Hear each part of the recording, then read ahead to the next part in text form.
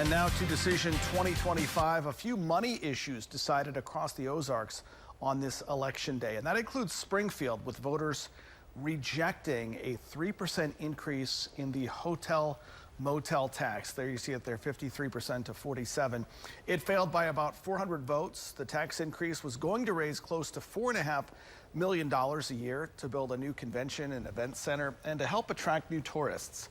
The city would have received an additional $30 million in state funding for the project, which was put on hold and has been put on hold unless Springfield came up with money on its own. Now, the convention center would cost about $175 million to build.